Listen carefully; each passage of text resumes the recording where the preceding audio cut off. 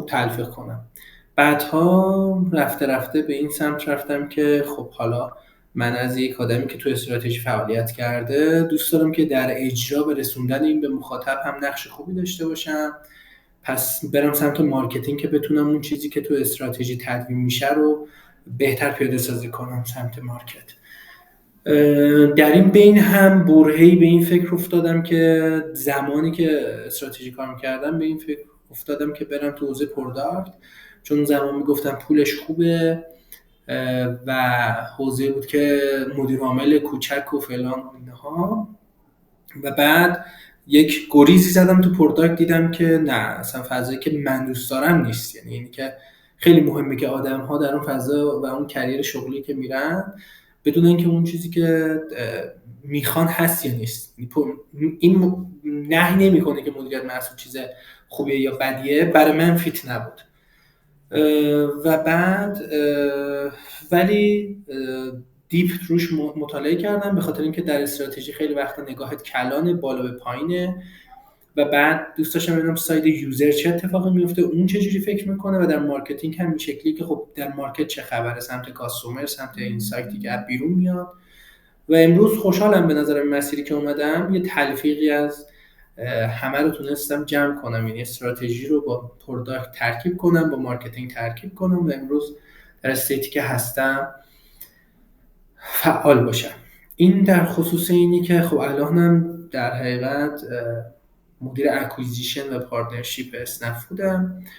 یعنی اینی که هر یوزری که سمت اسنپ فود جذب میشه، از هر کانالی، از چه کانالی بیاد، با چه ککی بیاد، کیا بیان، کیا نیان، چه آفری بگیرن و اینها، و کدوم چنل پرفورمنس بهتری داره و غیره، سمت تیم ماست. و پارتنرشیپی که هر کسی بخواد یک فعالیتی در حوزه مارکتینگ اسنپ فود، یک ارزش افزوده‌ای خلق کنه، مذاکره به عملش باید بیاد سمت ماست، که حالا یا ساید ادز اسنپ فود میشه یا ساید در حقیقت با تاثیر جذب مشتری جدیده. این یه خلاصه‌ای که نمیدونم اگر باز هر جایی بود انتهای جلسه میتونیم بیشتر راجبش گپ بزنیم. این در ارتباط با خودم. اگر اوکیه که بریم سراغ اینی که جلسه رو شروع کنیم. سعید جان خیلی ممنون از معرفیتون، در خدمتتون هستیم. من دوست داشتم که اینجا یک تصویر رو به اشتراک بذارم، روی یک پاوری بریم جلو با هم دیگه. الان تصویر پاور منم دارین سعید جان؟ بله داریم. خب چون من اینو در حقیقت وایت کردم، هر جا که قطع شد صدام یا هر چیزی، پس ممنون میشم به من بگی. ما هم تصویر اسلاید رو خیلی ممنون. اوکی. بحث اینی که خب تو استراتژی محصول، پروداکت استراتژی که قرار امروز بیشتر راجع بهش صحبت کنیم، یه ذره من سعی میکنم که واقعی تر راجع به بیزنس ها صحبت کنم و پوزیشن ها و غیره، که بیشتر باهاش ارتباط بگیریم. یعنی افرادی که در این جلسه هستن بدونن که پروداکت واقعا دوست دارن یا دوست ندارن، و اگه دوست دارن حالا تو مسیر چه شکلی به صورت کاربردی بیان. ببین واقعیت چیزی که من در کمپانی‌های مختلفی چه به صورت پروژه رفتم کار کردم چه به صورت فول تایم، اینی که بگی تو یه پروداکت منیجر به عنوان یک مدیر عامل کوچک باشی نیست. یعنی اینی که خیلی وقتا شو میکنن که این اتفاق میفته وقتی که تو در سازمان میای پروداکت کار میکنی، و خصوصا هرچی سازمان اسکیلش بزرگتر میشه، دپارتمان‌های مختلفی دارن که داره هر کی کار خودش رو انجام میده، و هر چی تو به سمت استارتاپ و شرکت‌های کوچیک‌تر میری ممکنه که خب نقش‌های بیشتری رو برداری. حالا اینی که اصلا پروداکت استراتژی یعنی چی؟ ببین خیلی عامیانه بخوام بگم، اینی که یک بیزینسی که شکل میگیره میخواد پرده فروشی توی مولوی باشه، مثلا میخواد یک استارتاپی باشه مثل دیجیکالا، مثل اسنپ فود یا هر چیز دیگه ای. قطعاً اون فاندرهایی که اومدن یه دردی رو میخواستن دعوا کنن یا یک منفعتی رو میخواستن بردارن، حتی اون پرده فروشه درد اینی که آفتاب تو خونه یکی نزنه رو میخواسته برداره و میدونه که دنبال چیه، پس اصلا بیزنس میدونه دنبال چیه. حالا اصلا خیلی خودمونی و ساده تعریف استراتژی چیه؟ اینه که میگه آقا تو میخوای به یه چیزی برسی، اون چیزی که میخوای برسی حالا در سازمان‌های بزرگ اسمش میشه در حقیقت ویژن، یک چشم اندازی که تو ست میکنی برای 4 سال دیگه، 1 سال دیگه، 2 سال دیگه، بسته به اینی که اقتصاد اون کشور چه شکلیه و اون میشکنه توی یه سری هدف‌های کلان. میگه خب تو قراره به اونو برسی، چه جوری به اون رسیدنه میشه استراتژی. یعنی تو استراتژی تعریف میکنی که من چه شکلی به اون برسم.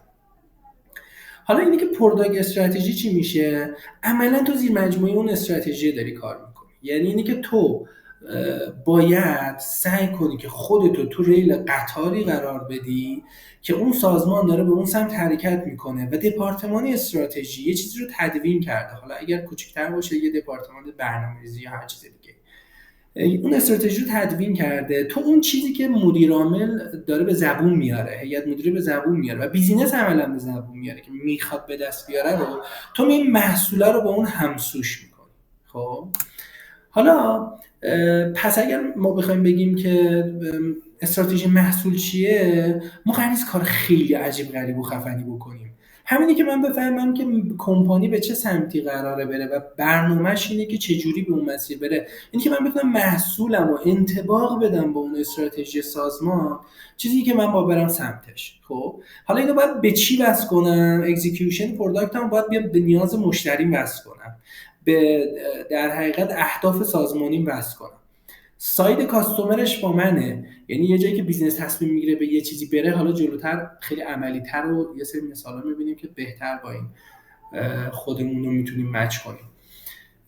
پس من میرم میبینم که اون مشتریه، یعنی اینی که واقعا مثلا فرض کن تصمیم میگیری که یک پلتفرم گردشگری بزنی مثل علی بابا، واقعا نباید انقدر مایوس و فکرت مثلا دوچار یک ابهامی باشه که من الان چی کار کنم، در رو ببندم برم مثلا کتاب اوستروالدر مثلا نیازهای مشتری رو بخونم، یه طراحی ارزش پیشنهادی رو بخونم ببینم که نیاز مشتری چیه، برم ببینم. نه، واقعا اینطوریه که خب مثلا وقتی علی بابا رو میبینی یه بیزینس مشابهی رو میری تو به عنوان پروداکت منیجر، اصلا مشخص نیاز چیه. یعنی مأموریت یا میشن سازمان اینی که مثلا تسهیل کنه فضای سفر رفتن آدم‌ها رو. حالا اینی که من توی اون فضایی که این مأموریت تعریف شده محصول رو چجوری میتونم باش منطبق کنم، اینی که میام توی اون جرنی و مسیری که یوزر داره حرکت میکنه میبینم که کجا یه موانعی واسش وجود داره و من میتونم اونو تسهیل کنم. این میتونه بخشش با این باشه که من مارکت ریسرچ میکنم، شروع میکنم یه سری نظرسنجی و سروی و اینا با مشتریا، اونا میان مثلا دردشون میگن که کجا گیر دارن و اینا. یه سمت دیگهش اینه که من میرم بنچمارک میکنم، یعنی میرم سراغ بیزینس هایی که به موفقیت رسیدن. یعنی اصلا یه پاورقی اگه بنچمارک رو معنیشو بگم که خیلی یوزوال مثلا توی کسب و کار و اینا کلمه‌شو شنیدی، ببین واقعیت از دید من بین بنچمارک و کامپتیتور انالایز فرقه. یعنی چی؟ بین تحلیل رقیب با بنچمارک دو تا کلمه متفاوتن که در خیلی بیزنس ها اینا رو جای هم استفاده میکنن. یعنی به تو برمیگردن میگن که برو بنچمارک کن علی بابا رو. خب اگه میخوای بری بنچمارک کنی علی بابا رو، کلمه بنچمارک یعنی چی؟ یعنی بنچ پلاس مارک، نیمکت پلاس نشانه. خب فلسفه‌اش هم اینه که تو آمریکا یه سری ماهیگیر بودن میرفتن در حقیقت ماهی میگرفتن، یه نیمکتی کنار اون ساحله داشتن، این نشونه گذاری شده بوده. وقتی ماهی رو میگرفتن میآوردن میذاشتن رو نیمکته، خب اون نیمکته معیار این بود که کی ماهی توپل‌تر و درازتر و خفن‌تری گرفته. بعد این اینجا شد بنچمارک. بعد بهش میومدن میگه حالا اینجاست که معنی دار میشه، میان میگن که آقا تو رفتی ماهی خفنه رو گرفتی، چه ساعتی رفتی ماهی گیری؟ خب کجای دریا رفتی؟ تومت چی بوده؟ یعنی در حقیقت کانسپچوال یعنی اینی که تو چی کار کردی موفق شدی.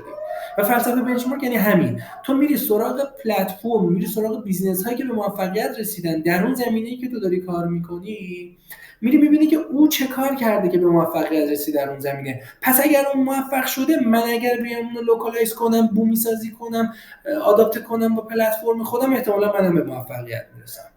این با اینه که بری تحلیل رقبا کنی دو تا چیز متفاوته. یعنی تحلیل رقبا شاید بری ببینی که تحلیل کن رقیب داره یه سری کارا میکنه ولی لزوما به موفقیت نمیرسه. خب پس این دو تا چیز سوا. پس با بنچمارک کردن و در حقیقت مارکت ریسرچ تو میری بفهمی درد اون بابا چیه. خب بیزنس گل هم که مشخصه دیگه، یعنی اگر هر چی سازمان بزرگ به کوچیک بیان اینه که یه بوردیه، یه هیئت مدیره، یه سی ای او، یه سری سی لولن، وی پی، دیرکتور، مثلا منیجر، سوپروایزر تا بیا به پایین. خب پس این تزریق میشه که اهداف سازمانی چیه. با فریم ورک های مختلفی هم تزریق میشه. یه فریم ورک میتونه مثل اسنفودی که ما داریم مثلا بتل کامبت باشه به اصطلاح، یه فریم ورک خیلی معروف که مثلا خیلی جا میبینی اینی که اوکیاره. اوکیار هم همینه کانسپتش. یعنی چی؟ یعنی میاد میگه که آقا من یه هدف کلان، یه ویژنی دارم، بیزنس میاد میگه من یه ویژنی داشتم. این ویژنه تو یه سری ویگ یا وایدلی ایمپورتنت گول، یعنی اهداف کلان میشکنه. اون گولا یه سری ابجکتیو از توش در میاد، میشکنه به هدفهای کوچیک‌تر. یعنی فرق ابجکتیو با گل در اینه دیگه. گل یه هدف گنده است، خب ابجکتیو یه هدف کوچیکه. بعد میشه تو اون هدف کوچیکه که این هدف کوچیکه حالا یه چیزیه که نیاز به یه سری کی ریزالت داره. این نیاز به یه سری متری چیزهایی که از جنس قابل اندازه‌گیری باشه و تایملاین داشته باشه، اینا که پیامدهای کلیدی و نتایج کلیدیشن که بیای اینا رو انجام بدی بتونی اون ابجکتیو رو دان کنی. اگه تو اینو دان کنی اون ابجکتیو توی قبایل دیگه هم انجام بشه، خب عملا اینا دست به دست نمیدن، یه گلی تاچ میشه. بیزنس در راستای خودش حرکت میکنه. پس اوکیار یک فریم ورکه که میخواد بگه اگه تو میخوای به یه چیزی برسی چجوری تو این مسیر میتونید الاین باشن دپارتمان‌های مختلف که ببرنش جلو. که در حقیقت اینا همش از جنس اینه که استراتژی با اینها آمیخته شده و مثل یک صفحه شطرنجی فرض کن که هدف اینه که تو یه کاری کنی شاه حرکتی، مثلا شاه حریفت نتونه حرکتی بکنه یا مثلا کشمات بشه. استراتژی میگه چی کار میخوای بکنی اینجا. با اسب میخوای بری مثلا 4 حرکت بالا 2 حرکت چپ، با فیل میخوای بری، با رخ و فیل با هم میخوای بری. برنامه‌ت اینه که مثلا سرباز ببری جلو. اینی که چگونه اینو به اون سمت ببری که اونو کیشو مات کنی میشه استراتژی تو. خب و اگر تو اون استراتژی رو در لایه در حقیقت بشکنی تو لایه اینی که حالا بسته به اسکوپ سازمان بیزنس یونیته، یعنی در لایه یک بیزینسه یا در لایه اینی که میتونه کورپوریت باشه، در لایه هولدینگ باشه، اینو کوچیک کوچیک میشه میاد، خلاصش در فانکشنال و عملیات میرسه به تو. یعنی اینی که تیکه تو مشخص میشه که به عنوان یک پروداکت منیجر، به عنوان یک سی پی یو، به عنوان هر چی، وقتی که به تو رسید هنر تو اینه که تو بتونی مترجم خوبی تو اون باشی. یعنی بفهمی که اون چی بوده. حالا جلوترم با مثالایی که میزنم میگم که چه جوری میشه خیلی اینا رو عامیانه رفت جلو. بفهمی اون چی بوده، اونو بیای ترجمه بکنی به کاری که تو میتونی انجام بدی. و اگر تو این استراتژی رو نداشته باشی عملا یک محصولی میسازی که هیچ کسی نمیخوادش. و در حوزه پروداکت تو استیک هولدر یا ذی‌نفعان متعددی رو داری. یعنی در لایه کاستومر، در لایه دپارتمان‌های مختلف، در لایه اون بورد و اون مدیر عامل، تو باید همه اینا رو ستیسفای کنی. در لایه وندور مثلا ساپلای تو، یعنی اگه پلتفرم ببینی در لایه ساپلای تو، تامین تو، در لایه عرضه تو، پس عرضه و تقاضای تو. پس این که تو بتونی این ذی‌نفعان رو مدیریت کنی کار ساده‌ای هم نیست. و اگر بخوای با طبع خودت بری و با یک اصولی رو نبرده باشی جلو، احتمالاً محصول یا بهتره بگیم فیچرهایی که در میاد چیزیه که به کار هیچ کسی نمیاد. پس اگه بخوایم اینو بیایم خلاصه کنیم یه سری صحبتایی که تا الان کردم و بیایم به شکل یک فریم ورک و یک چارچوب ببینیمش، اینی که تو پروداکت اسپسیفیک ویژن، یعنی چشم انداز ویژه خود اون محصوله که تو اینو از دل اون چشم انداز بیزینس و مأموریت بیزینس در آوردی. خب کانتکستش مال کمپانیه، میکشی میاری تو پروداکت. جلوتر باز مثال میزنم، میری سمت کاستومر، از سمت مشتری در حقیقت تحقیق میکنی، یه سری بینش هایی رو از اونو میاری. میخواد مرکز تماس باشه، میخواد تماس مستقیمت باشه، میخواد سروی باشه، میخواد بنچمارک باشه، رفتارشون رو بررسی میکنی. با ابزارهای مختلفی میتونی این کار بکنی، با هاجر میتونی بکنی، با آنالیتیکس ثابت میتونی بکنی و هر شکلی که ابزارهایی که میتونه رفتار اون چیزا رو یوزر رو بهت نشون بده، یا اینی که مستقیم خودت این کار رو انجام بدی. بعد میبینی که یه استپ دیگه داری، اینی که آقا اصلا مسئله چیه. یعنی خیلی وقتا ما به جای اینی که ببینیم موضوع مشکل و مسئله چیه، تمرکزمون رو میذاریم رو راه حل. در حقیقت تمرکزت اینه که یعنی جمله قیصر معروف که 80% جواب سوال در صورت سواله، اینه که تو بتونی سوال درستی بکنی و متوجه این بشی که اصلا گیر اصلی این داستان کجای این بازیه، بهتر خیلی راحت به جوابش میرسی. یعنی اون دغدغه رو درست در کنی، یعنی یه جواب غلطی رو برام بدی. خب اگر ما بریم این ریسرچ ها رو بکنیم، این ویژن رو بفهمیم چیه، کنارش اینه که مشکلات رو دریابیم، مشخصا اینه که پرایوریتی و اون اولویت بندی فیچرهایی که باید بدیم در میاد بیرون. آیا تنها با اون در میاد؟ نه، یه سری فریم ورک داریم مثل مسکو و کانو و آیس و رایس و غیره که تو میتونی امتیاز بندی کنی اونا رو. خب این وسط من چجوری اینو کنترل کنم؟ طبیعتا باید یه سری متریک داشته باشه دیگه. این متریک ها چه چیزهایی باید باشه؟ بستگی داره به اینی که اون ویژنی که تو داری میاری تو پروداکت تعریف میکنی چیه و بتونی اون رو ترک کنی. و بعد خب اگه همین دیسکاوری رو انجام دادم، متریکامو ست کردم، یه رودمپی باید داشته باشم. بیام بگم من یا الناس این چیزه بود، فیچر فلان تاریخ ریلیز میشه، تایملاینش این شکلیه، MVP توی مثلا یه ماه آینده میاد، مثلا فاینالش اینه، پروداکشن این موقع پیادهش میکنیم و در حقیقت فرض کن که ویزیبیلیتیش رو 10% یوزرها تا این مدت، 40% این مدت فلان، و اینو به صورت یک چرخه تکراری در میاریم تا بتونیم در طی مسیر اون باگا رو بگیریم، دیباگ کنیم، دیسکاوری رو تکمیل کنیم و بتونیم ببریمش. حالا یه ذره بریم تو لایه اجرایی تر. خب میخوام سنس پیدا کنید بینی که، یعنی میخوام بگم تا این اسلاید هر چقدر که من سعی کرده باشم یه سری مسائل رو شفافهتون گفته باشم، موضوع اینه که خیلی از این جنس ادبیات مشابه رو شما توی خیلی دوره‌ها شاید دیدید، ببینید و غیره. چیزی که گیر خود من بوده در تجربه کاریم در حوزه استراتژی خصوصا و بعد حالا زمینه‌های دیگه، اینه که انسان‌ها تئوریسین های قوی هستند و همه یک چیز آکادمیک و تئوری رو خوب میگن، ولی اینکه در لایه اجرا من مستاصل نباشم، نرم توی اتاق گیج بزنم که چی کار باید بکنم، اگه رفتم توی یک مصاحبه چی باید بگم، اگه فلان شد چی باید بگم، اینی که در حوزه اجرا نمیان اونو بخورونن به تو. ببین یعنی اینی که من اگر به تو برگردم بگم دستور پخت قرمه سبزی اینه که با سبزی قرمه بگیری تفتش بدی، گوشت رو مثلا با پیاز چیز کنی و فلان و آبجوش و اینا بذاری، من خیلی خوب، خیلی بلدم بهت بگم قرمه سبزی چجوری درست میشه، ولی واقعا بعدش من میتونم قرمه سبزی درست کنم، خیلی کار سختیه. یعنی اصلا مسلی نمیشه و اگرم بشه قرمه سبزی خوبی در نمیاد. پس برای همین خیلی تاکید داشتم که امروز بریم یه ذره تو لایه اجرا هم با هم گپ بزنیم که منظور چیه، اینا چجوری میتونیم وصفش کنیم.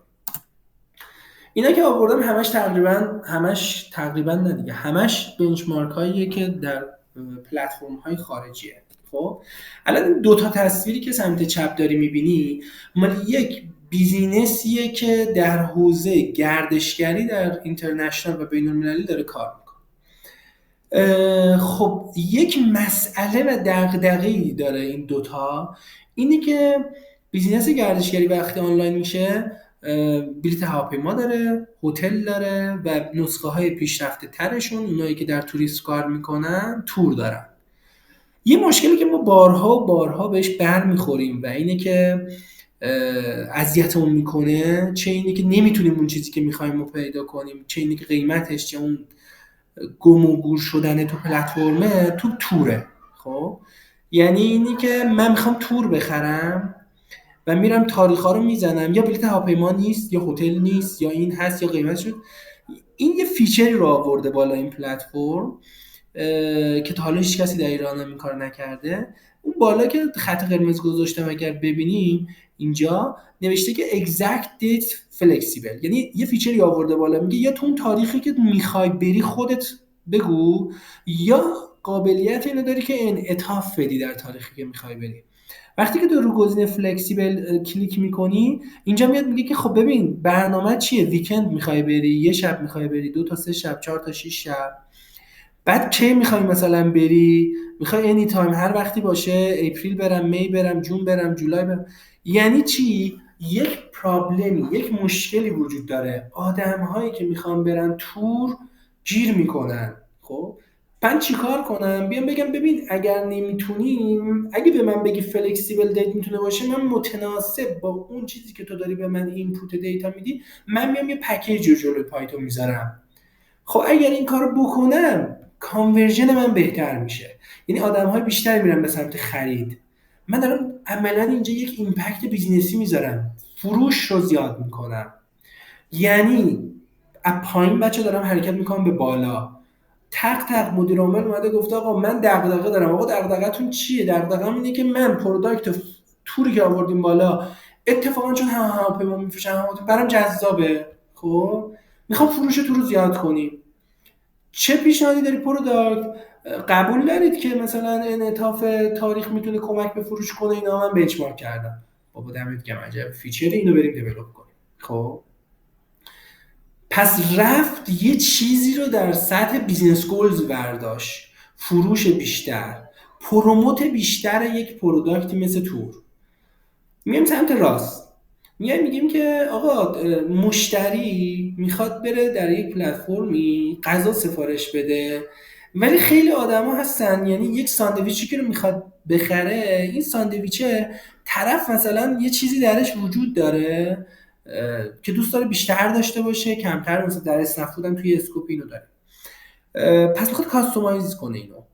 پس اینجا میاد یه فیچر کاستومایزیبل میاره، میگه که ببین اگه میخوای مثلا پنیر تک ورق بیاد، دبلش بیاد، نمیدونم کیک فلان بیاد و اینا من میتونم اینا برات این فیچر رو بذارم که بزنی اینجا، بده تو یه منیوی اینو انتخاب کنه و بزنه. حالا چیکار داره در سایت بیزینس تو لایه بالا برای اون استراتژی انجام میده؟ خب اولین کار دو تا متریک رو خوب دوباره تغییرش میده دیگه. یکی داره بحث 300 یا همون کاستومر ساتیسفکشن رو تحت تاثیر قرار میده، یعنی رضایت مشتری رو، یا حتی در لایه NPS که میشه نت پروموتر اسکور، یعنی حال خوبی که اون آدمه میتونه پیدا کنه از این موضوع و برای ترویج کنه. خب چرا؟ چون من دارم میبرمش سمت چیزی که خودش میخواد تو پلتفرم انتخابش کنه. فقط این اتفاق میفته میگم نه، میگم اگر یک ساندویچ مثلا پری پری برگر رو از تو بخره، احتمالا مثلا 49 درهم باید بپردازه. خب ولی اگر بیاد فلان چیز و فلان چیز رو بخره، مثلا 100 درهم، 125 درهم فلان اضافه میشه. چی رو دارم تغییر میدم؟ AOV، average order value، یعنی میانگین ارزش خرید سبد مشتری رو دارم میبرم بالا. اصلا پلتفرم هایی که از متریک های اصلی که اینها رو تکون میده ایوویه، یعنی در دیجیکالا، در اسنپ فود، در نمیدونم علی بابا، در خیلی از اینها اون سبد خرید خیلی نقشه، در اسنپ شاپ، در خیلی جای دیگه، در اسنپ پی، اون میانگین ارزش خرید مشتری خیلی زیاده. آقا یادته گفتی تو فلان جلسه که تو 1400 شب برنامه‌مون که افزایش فروش داشته باشیم؟ افزایش فروش یکی از جاهایی که بهش کمک میکنه اینه که من بیام سبدی که مشتری داره میخره رو میانگینش رو ببرم بالا، مبلغ بیشتری خرید کنه بعد از خنثی‌سازی تورم. به تورم کاری ندارم میکنم، چون در حقیقت ایووی رو بچه چند تا پارامتر تغییر میده دیگه. خب مثلا ایووی اینطوریه که خیلی مهمه، چون AOV حاصل ضربش در تعداد اوردره داره اون ارزش ناخالص فروش، ارزش خالص فروش تو پلتفرم میده. خب AOV چجوری میتونه بره بالا؟ میتونه آپسل بشه، خب میتونه کراس سل بشه، باندل بشه، یعنی میتونه فری شیپینگ ترشولد داشته باشه، یعنی اینی که حداقل چیزی الان تو ما اسنپ مارکت و اسنپ فود و اینا میبینی دیگه، مثلا حداقل سفارشی که باید از اون رستوران بدی، خب به خاطر که میانگین سبد خرید ببره بالا، یعنی که محصولات زرد، یا مثل اینی که اینجا در حقیقت میاد به تو پیشنهاد کراس سل میده. پس این کار داره ایووی رو میبره بالا. من ایووی رو ببرم بالا دارم رو افزایش فروش شرکت کار میکنم. پس دارم یه بیزنس گولو که گفته بود میخوایم فروش از 1 میلیارد به 1 میلیارد و 200 برسه رو دارم تاچ میکنم با این. خب بریم جلوتر. دقیقاً دوباره اون بیزنس گردشگریه. وقتی که تو میای پروداکت فلایت رو نگاه میکنی، یک سورس و دستینیشنی که میزنی، مقصد، تاریخ فلان، میگه خب فلایت تهش فیچری باید گذاشته اد هتل، یعنی وقتی که داری میری میگه میخوای هتل بخری، اینجا میشه کراستل. یعنی یک محصول رو یه توضیح هم راجع به اینکه کراستل با باندل فرقش چیه، اینه که باندل یعنی کامباین کردن و ترکیب کردن چند تا محصول با هم دیگه در یه پکیج که یه دیسکانت و تخفیفی اصولا میخوره.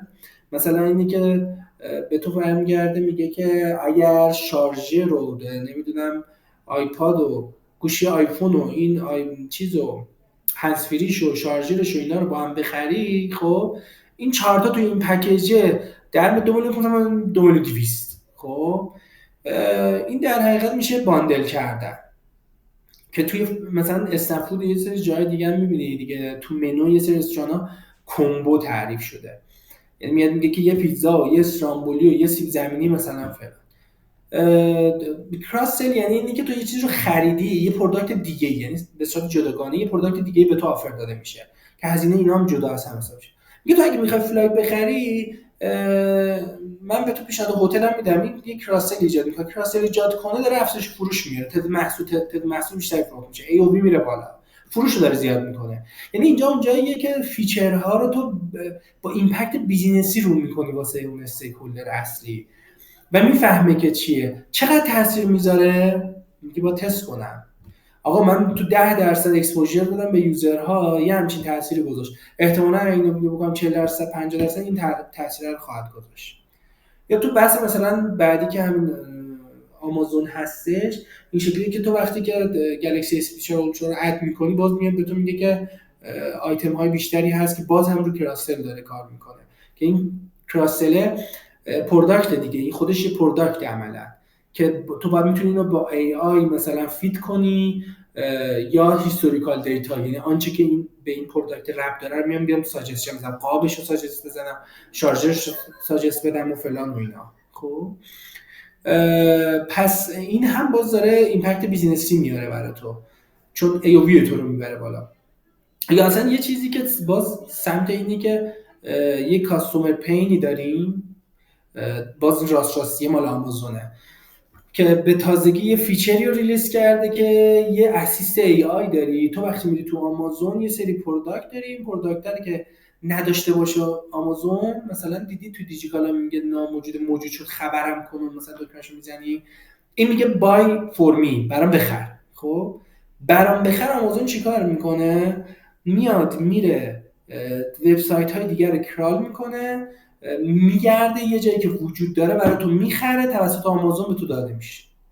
خب این چه دغدغه‌ای رو داره از کاستومر برمی‌داره؟ اینی که به جای اینکه بره رو 2200 تا تب تمرکز کنه و این کارو انجام بده، میاد میگه مثلا من این کارو واسات انجام میدم دیگه.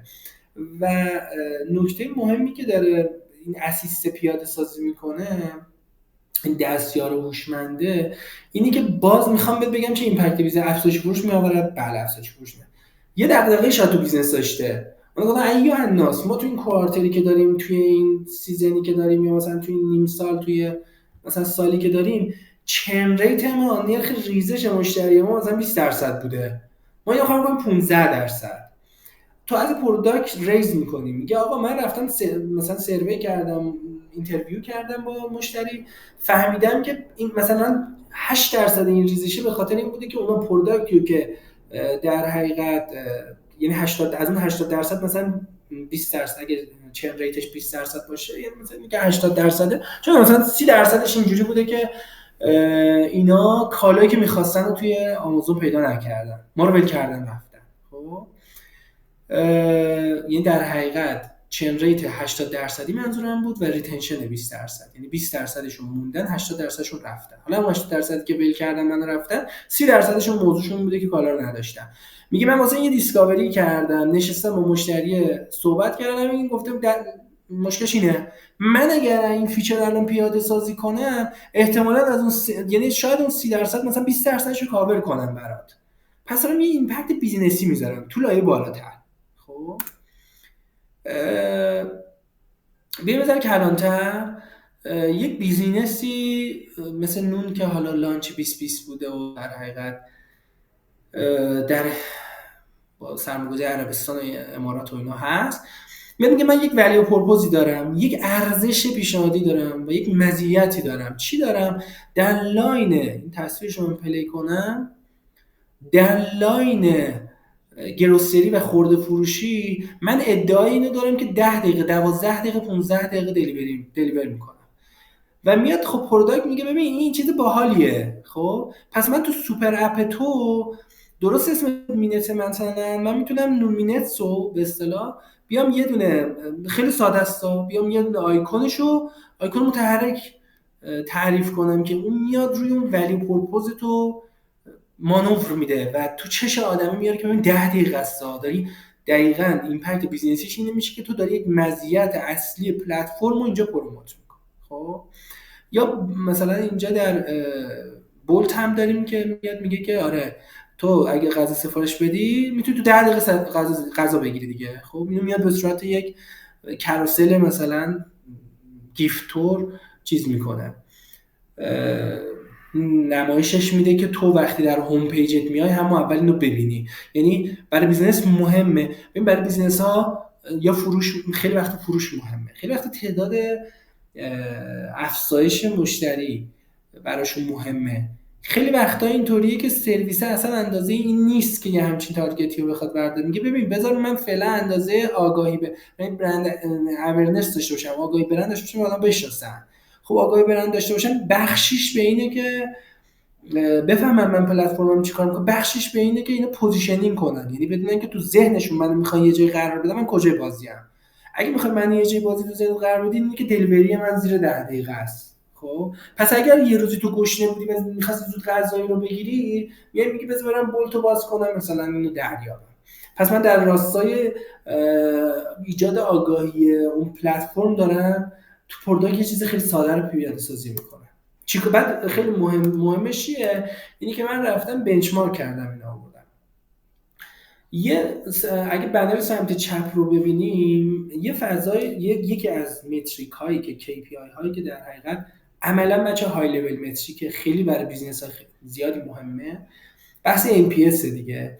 NPS میشه همون نت پروموتر اسکور، یعنی اینی که در حقیقت آدم ها از 1 تا 10 به تو یه امتیازی رو میدن که اگر 9 و 10 باشه یعنی تو رو پروموت میکنه، یعنی که میره جار میزنه من بچه‌ها برید از استنفورد خرید کنید، من استنفورد دوست دارم، حالشون خوبه با تو.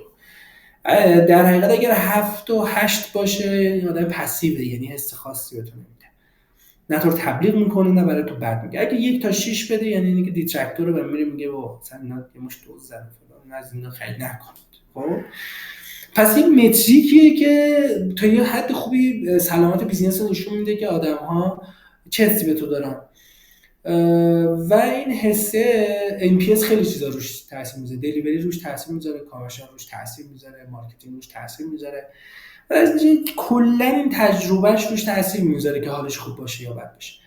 ولی فرض کن که تو یه چیزی رو میری از آمازون میخری، الان بعد سمت چپ چیزی رو از آمازون میخری و میخوای هدیه بدی، دیگه این دغدغه رو نداری که من برم یه پاکت بخرم، کاغذ کادو بخرم، فلان کنم، ببرم بهش بدم. یعنی تو میتونی خودت بگیری، میتونی آدرس طرفو بدی و send as a gift include custom message. یعنی تو میتونی اینو به عنوان یه هدیه، میگی من به عنوان یه هدیه میخوام بفرستم و یک پیام کاستوم هم میتونی براش بنویسی، دوستدار همیشه که تو مثلا روژین. خب این یه تجربه قشنگی رو برای تو توی آمازون میتونه بسازه، یه دغدغه‌ای رو تو کم میکنه. این دغدغه کم کردن رو NPS تو تاثیر میذاره. NPS تو یعنی اینی که تو ورد آف ماوت به تبلیغ دهان به دهان ایجاد میکنی، یعنی اینی که من بدون اینکه کاستی بذارم تو میری برای من تعدادی مشتری جدید میاری، پس تو داری رو کک و هزینه بازار جذب مشتری به من یه کاهشی رو ایجاد میکنی. پس اینا همش میتونه بیاد در نهایت کاست کمتر، یعنی پیانل مثبت‌تر، EBITDA مثبت‌تر، سود بیشتر کمپانی. پس من دارم تو لایه چیزی که تو میگی میخوای 1400 بری سمت سودآوری، تو که میخوای بری سمت مثلا فلان، ببین من اگه میخوام بری سمت سودآوری این کارو میتونم بکنم، اما غیر از اینکه دارم یک های لول متریک تو رو، یعنی اگر در اوکیاری تو داشته باشی که افزایش یا بهبود تجربه مشتری، یکی از کی ریزالتاش میتونه این باشه که NPS هم مثلا از 78 بکنم 82. چیکار میتونی بکنین در اوکیار تو این کی ریزالت تکون بخوره؟ من میرم یه فیچری میارم بالا که بتونه کاستوم مسیج اون وندوره بزنه، سند از گیفت، یا در اپریشن خودم همراه بشه. آقا در 1404 من یه دغدغه‌ای دارم. دغدغه چیه؟ در فرض کن در اسنپ فود دلیوری کار میکنی یا در هر کدوم اون پلتفرمایی که هست. در ایران که خیلی پلتفرم خاصی دیگه نیست، ولی منظور در خارج از کشور. حالا در تپسی فود میری میگی که چیه آقا استراتژی سازمان، ببین اهداف جدیدی که جنریت شده چیه؟ اهداف جدید بچه‌ها، ما تا به امروز 100,000 تا اکوزیشن داشتیم، 100,000 تا یوزر جدید گرفتیم، تصمیم داریم که 150,000 تا یوزر جدید بگیریم. خب این در لایه‌های مختلفی میشکنه، یعنی من برای اینی که یک 100,000 رو بکنم 150,000 تا کارهای خیلی مختلف میکنم. یه مثالش الان اینجا میخوام بزنم. در حقیقت یک مثال دیگه، یه چیزی که در این وجود داره، حالا در ماتریس BCG هم هست، اینه که توسعه بازاره. خب توسعه بازار یعنی چی؟ یعنی تو با محصول فعلیت میخوای بری در بازار جدیدی بری، یا در این مثاله اینطوری که حتی توسعه محصوله، یعنی محصول جدید رو جنریت کنی.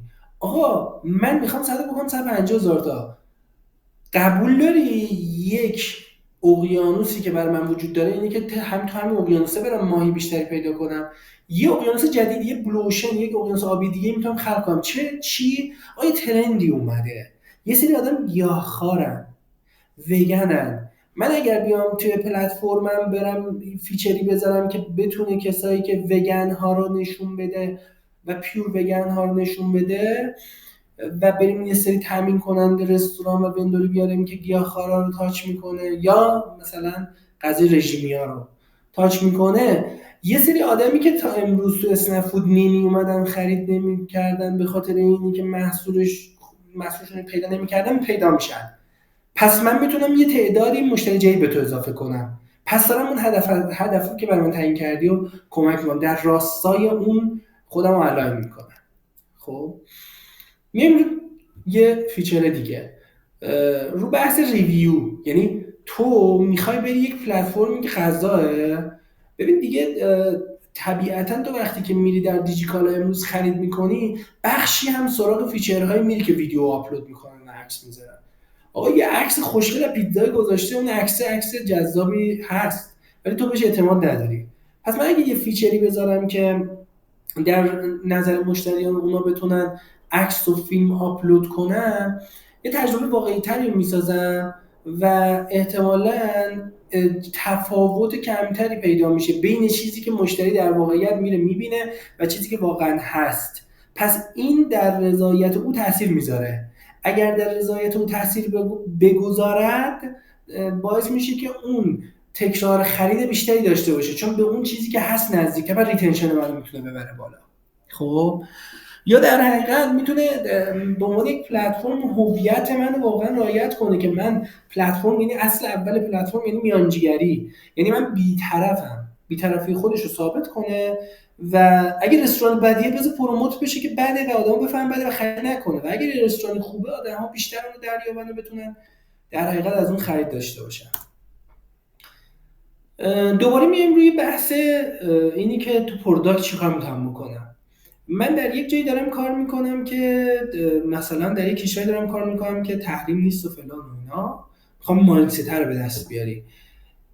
یکی از فیلترهایی که برای تو میتونه داشته باشه، یعنی غیر از کاتگوری که تو میگی من فست فود میخوام، برگر میخوام، نمیدونم غذا ایرانی میخوام و اینا، وقتی که جا اقتصاد آزادی باشه، برندهای مختلفی هستن و این برندها لویال های خودشونو دارن.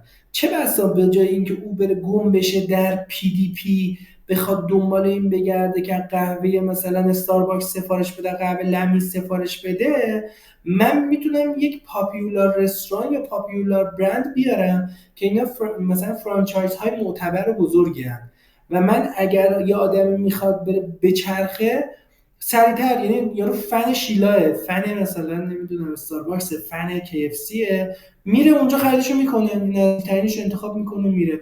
پس این داستان اینی که من جرنی اینو تسهیل کنم در راستای میشه که طبیعتا تایم اون توی پلتفرم من برای چکاوتش کمتر میشه و من میتونم که کانورژن بیشتری رو بردارم بیارم. پس میتونم یه همچین کاتگوری با بنچمارک، شاید واقعا این بنچمارک به ذهنت درس. خب یا نکته دیگه که وجود داره، ما حالا در اسنفود هم داریم فود پرو، اینه که یهو بیزنس میگه آقا ما این محصول زدیم بچا، دغدغمون اینه که تعداد پروهای این در حقیقت بیزنس رو زیادشون کنیم، یعنی سابسکریپشن اون حق اشتراکی که میخرن تعدادشو بریم بالا. تو میگی ببین من مثلا که جرنش خراب نشه، اولا اینه که مثلا اگه بیاد پاپ اپ بدی کار خوبی نیست بیاد بالا بهش بده. چرا؟ چون ممکنه اون که تو پلتفرمتون میاد هنوز جذب پلتفرمتون نشده که بخواد پرو رو ببینه. پس میگی که ولی میتونم پاپ اپ بدم به کی؟ به کسی که جذب پلتفرم شده. یعنی اومده محمد قلی که سوخارش یه بار سفارش داده، حالا دوباره میاد تو پلتفرم میگم ببین اگه پرو بخری، حالا مثلا مشابهش اس ام اس های اسنپ و دیدی احتمالاً اسنپ فود، مثلا کپ یا دیجیکالا و اینا، مثلا به پیام دیگه ببین 300,000 تومان بیشتر به نفعت میشد اگه این کارو می‌کردی و اینا. میام اونو پروموتش میکنم. یا میتونم در هوم پیجم بیام بگم که ببین تو مثلا تا 12 درهم میتونی با پرو سیو کنی. در جرنیش هم اثرگذار نیست دیگه، یعنی در اون اسکرولی که میکنه اونقدر اذیت نمیشه که دو تا چیزی ببینه از پرو. من دارم اینجا چیکار میکنم؟ من دارم رو آگاهی برنده در حقیقت سرویسم و پروموت به سرویسم فعالیت میکنم. یعنی اونجا که مدیر عامل میاد میگه ما پرو زدیم، آقای پرو داره چیکار میتونی بکنی برای پرو؟ تو دستتو میبری بالا میگی که من برای سرویس تو که طبیعتا یوزرم میاره رفتم تو هوم پیج یه بنری گذاشتم و که اینجا میتونه بیاد جوین بشه. اگر بخوای میتونم بهتم بگم که نرخ مثلا سی تی آرش این بوده که 10,000 تا کلیک خورده، از این 10,000 تا که کلیک خورده مثلا 1,000 تا هم چکات کردن رفتن اینا اون ایده رو خریدن. پس تو ایمپکت بیزینسی در راستای چیزی که هدف بیزینس، یعنی بیزینس گولز رو تاچ کردی، چیزی که اومده رو رفتی سمتش. یا میای تو در حقیقت توی لایه مثلا باز روی اون کاتگوری که میتونه روی فیلتر سورتینگ تو در حقیقت تاثیر بذاره، اینه که تو میگی که خب توی یه جایی که دغدغه غذاه یا آدم زمان براش مهمه، پس من میتونم بگم فود این 10 مینوتس رو بردار، یعنی کلیک کنی رو اون آدم دغدغه این داره که سریع غذا بهش برسه. یا آدم دیسکانسیکره، یعنی تخفیف براش مهمه، پس اگه رو آفر زوم بزنه میره سراغ رستوران هایی که همشون تخفیف دارن. اگر یارو دغدغه اینو داره که پول پیک نده بیاد رو فری دلیوری کلیک کنه، من میام رستوران های یوتیوب یه پی دی پی رستوران هایی نشون میدم که اینا پیک هزینه پیک ندارن. چقدر قشنگ من دارم نیاز مشتری رو به بیزینس وصل میکنم، به جای اینکه او برود بچرخه در اینه که الان من دنبال رستورانی هم که پیک نداشته باشه فلان اینا، من فلان رو خیلی کوتاه‌تر دارم میکنم، جی ان رو خیلی کوتاه‌تر میکنم، اونم ستیسفای میشه و بهتر میتونه این خرید رو انجام بده در مسیرش حرکت کنه. یه جمله‌ای داره از اینا در حقیقت تا اینجا ما یه فریم ورک رو دیدیم که تو اون فریم ورک چجوری میتونیم خودمون رو اعلان کنیم، فهمیدیم که استراتژی بیزنس از چه جنس دغدغه‌ای میتونه باشه، چجوری ما میتونیم پروداکت استراتژی رو با اون لینک کنیم. و حالا میرسیم به اینی که یه جای اشاره کردیم که ما پرایوریتی فیچر داشته باشیم، اولویت بندی فیچر داشته باشیم. حالا اینا رو من خیلی توش ورود نمی‌کنم چون تو دوره‌ها اینا دیدید و خیلی مسائلی که میشه راجبش نشست و گپ زد. در بحث اولویت بندی در خود استراتژی پیتر دراکر یه جمله‌ای داره که میگه ببین مثلا تعریف استراتژی رو یه اینجوری عنوان میکنه که استراتژی یعنی اینکه تو بدونی چیکار نباید بکنی.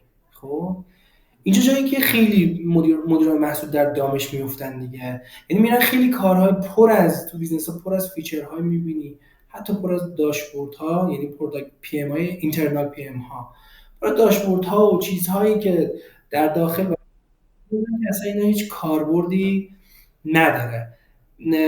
چرا؟ چون در حقیقت نفهمیدن که کجا نباید چی کار نباید بکنن.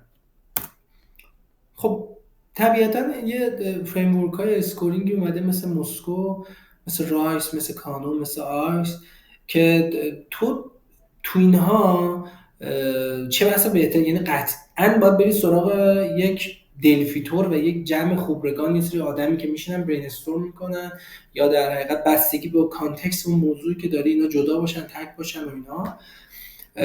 تو اینا رو میای امتیازبندی میکنی دیگه. مثلا در آیس که خیلی مرسومه، آیس میاد میگه که آقا تو مثلا این کاری که میخوای بکنی، دردی که میخوای دعوا کنی، یا بذار تو رایس بگم چون با آیس ربط داره، مثلا تو میخوای در پروداکت فیچری بیاری که مثلا فیچر اد هتل رو بیاری، خب بعد به تو برمیگردن میگن که اد هتل افورتش چقدره، یعنی اون شدن این موضوع که تایم و ریسورس میبره چقدر اذیت کننده است. خب بعد میان به تو میگن که ایمپکت این موضوع به اون چیزی که تو داری میگی، به اون بیزنس گل ربط داره، خب تو یه امتیازی میدی دیگه به اینا، مثلا یه اسکوری میدی. تو آیس 1 تا 10 اصولا میگیرن، ولی توی مثلا رایس اینطوری 1 2 3 میبینن و یعنی کانفیدنس رو درصد میدن، افورت رو در حقیقت امتیاز میدن 1 تا 10. اون تو 1 تا 5 اینا اگه یکسان بگیری هیچ فرقی نمیکنه. ایمپکت رو 1 تا 10 میگیرن. ریچ هم که عدده، یعنی مثلا میگه 1000 تا، میگه 1 میلیون یوزر میتونن اینو ببینن و مثلا بهره وری داره واسش. بعد این میشه یه ضربی، مثلا تو میگی در این میتونه 1 میلیون پیاده بشه. خب 1 میلیون ضرب در اینی که ایمپکتش چقدره، میگی ایمپکتش 3، یعنی از همه چی بالاتر اگه 3 تا بگیری اسکوش. خب کانفیدنس چقدره که این جواب میده، میگی مثلا 60%. افورتش چیه؟ این فیچر رو چون هتل و پروداکتشو داریم، اگه من اد هتل بزنم فقط کارم اینه که اینو استور کنم، هواپیماشو هتلشو بیارم کنار اینو اینا، افورتش مثلا سخت نیست، ساده هم نیست. مثلا فرض کن که 6ه. خب بعد میای تقسیم بر 6 میکنی، اون سه تا رو ضرب میکنی، تقسیم بر افورت.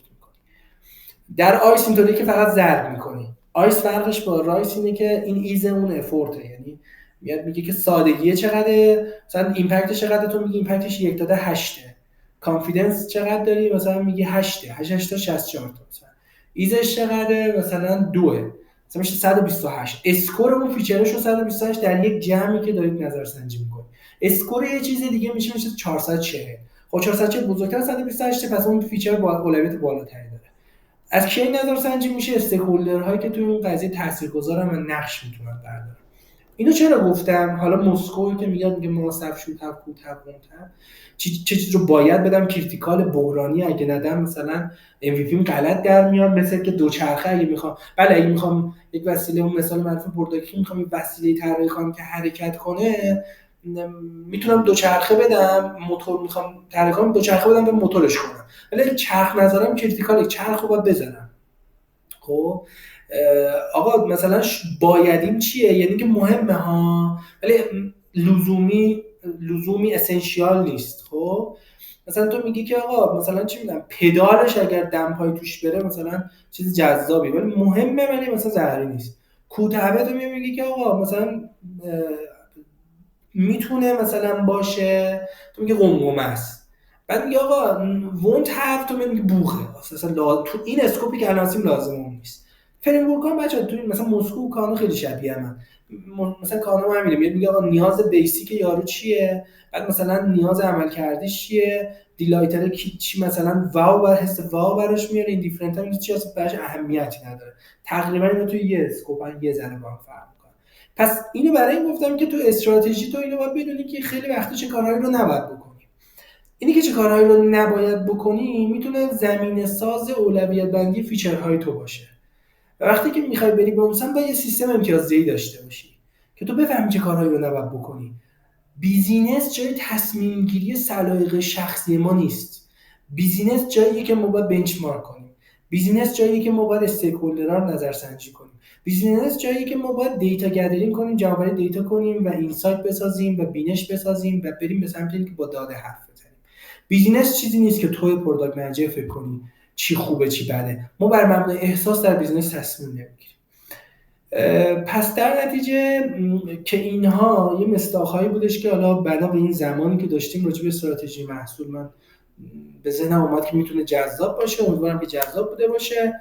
کال تو اکشنش اینه که اگر کسی خواست در هر حوزه بیشتر با هم گپ بزنیم، لینکدین من که آدرسش رو گذاشتم، و بحث اینستاگرامی هم که الان گذاشتم، این پیجی که به تازگی در راهش انداختم، چون به زودی ان شاءالله یه پادکستی از من بیرون میاد، در حال تولید یک پادکستی هم که تو پیج احتمالاً خیلی روش فعالیت ویژه‌ای خواهم کرد.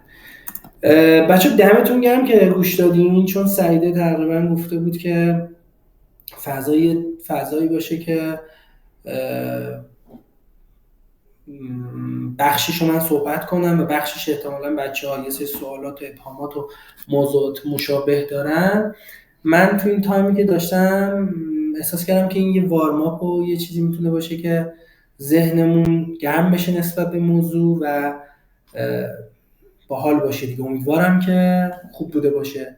اگرم خوب نبود که دیگه عذرخواهی میکنم. الانم در خدمتم، اگر سوالی چیزی هست جواب بدم. خیلی ممنون، عالی بود واقعا. من که خودم به شخص خیلی لذت بردم و با توجه به حالا چیزایی که ما خونده بودیم تو این مدت همکاریه، با مثالای ملموسی که شما زدین خیلی برامون قشنگ قابل درک بود و جا افتاد. ممنونم از پرزنت خوبتون و از اسلایدهای خوبی که همه شما گرم. خیلی ممنونم ازتون.